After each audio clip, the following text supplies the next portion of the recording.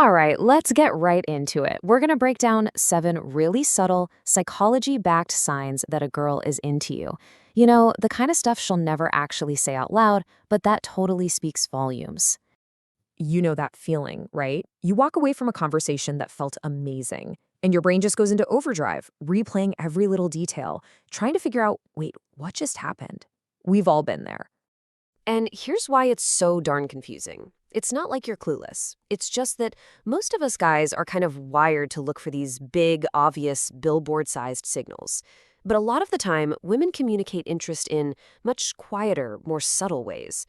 You just have to learn the language.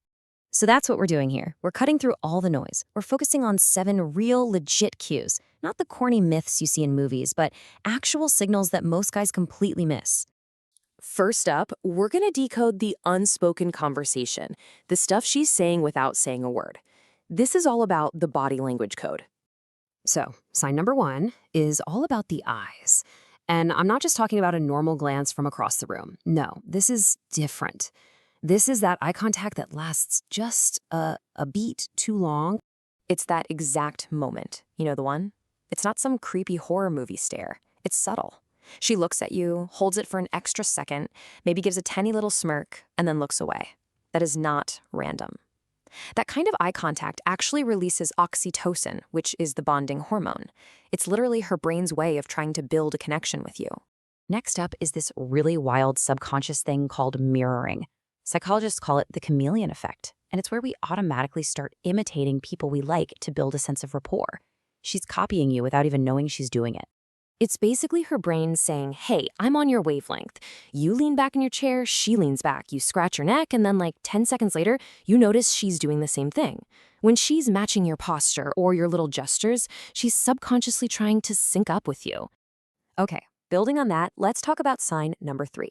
This is what's known as grooming behavior. These are those little self-adjusting things she does when she's around you. Now look, just because she touches her hair doesn't automatically mean she's head over heels. But context is everything. If she's repeatedly playing with her hair or messing with her necklace while she's in a conversation with you, that's a big deal. It's a subconscious tick that says she's trying to present her best self to someone she's interested in. All right, for our next section, we're moving from that subtle body language to signs that are all about closing the space, both social and physical, between you two. You really got to pay close attention to this one because it's something you hear, not something you see.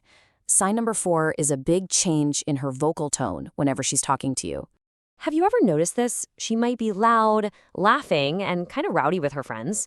But the second she turns to you, her voice gets a little softer, a little more playful.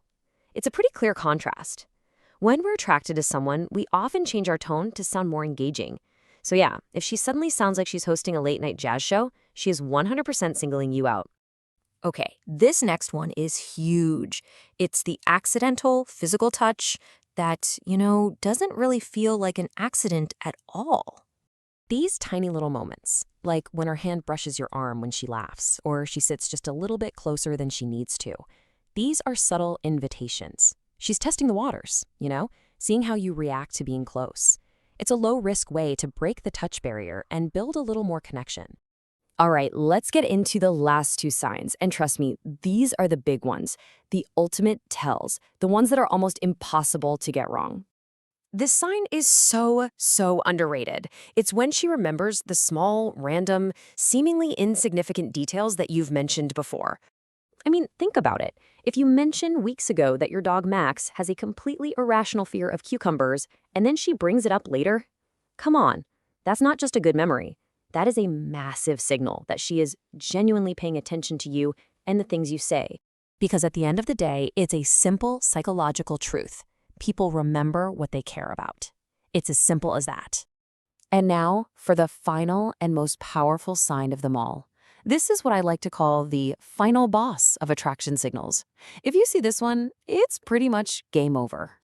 Okay, so picture this scene. You finally meet her friends for the first time.